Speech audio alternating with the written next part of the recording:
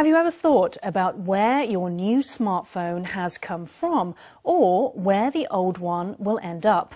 In just 10 short years, 7.1 billion smartphones have been manufactured worldwide, with many people buying a new one every year. But all these new phones create toxic e-waste, which is a rapidly growing threat to the environment, as well as consume precious natural resources. Tonight, we take a look at some solutions, including pioneering recycling technologies being developed right here in Taiwan. Our Sunday special report. I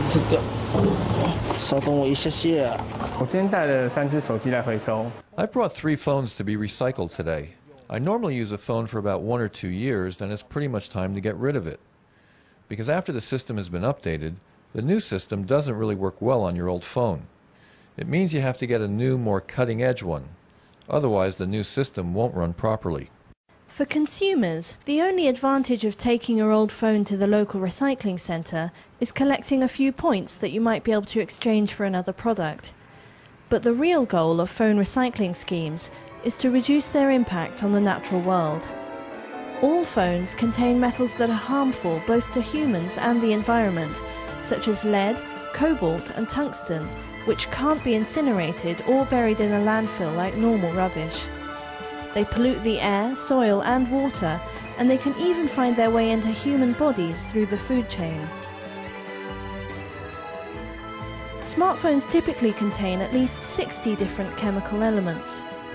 On average, to get 100 grams of raw material to make a phone, you need to extract 34 kilos of ore. Phones are rapidly using up the world's resources. For example, one of the most important precious metals used to make smartphone screens is indium.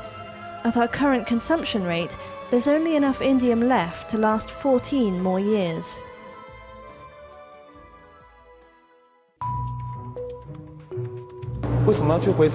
Why do we need to recycle our phones? We need to recycle the microchip on here and the metals on this circuit board. They contain a high quantity of gold. These little transistors all contain silver and palladium. There's lots held in this SIM card. See this yellow bit? That's all precious metals.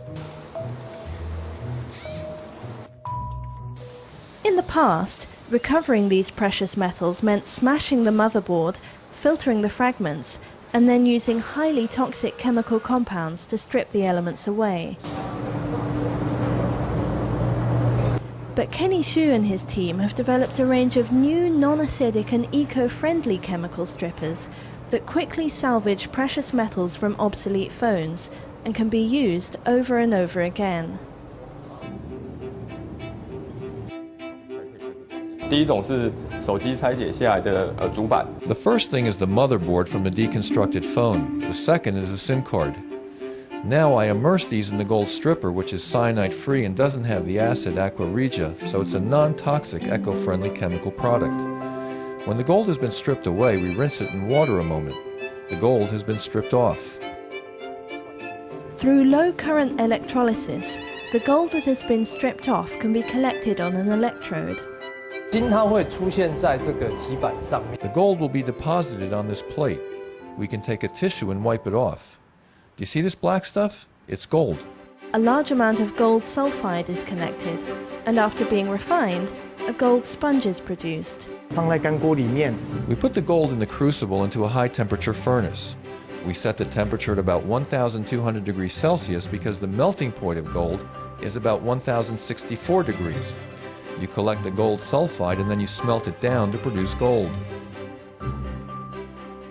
This new method of recycling and the chemicals it uses have already been patented in Taiwan, China and the US.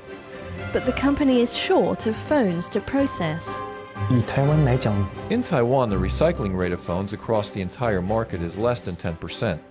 That's an extremely low recycling rate. In 2007, the very first smartphone was an instant hit. In the 10 years since then, 7.1 billion smartphones have been produced worldwide.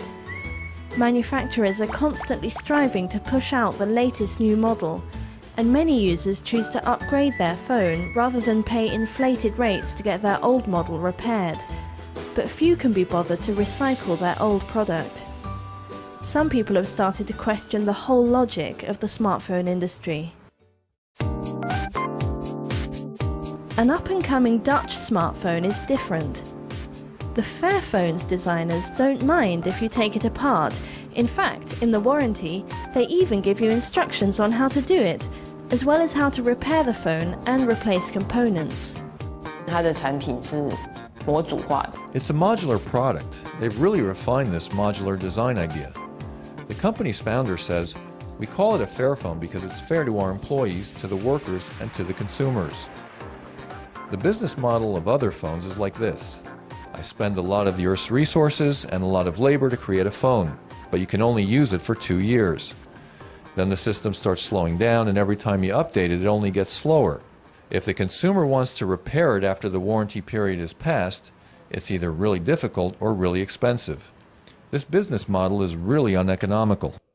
In 2017 alone, around 3 million tons of waste were created worldwide just from mobile phones. Only a sixth of those devices were properly recycled.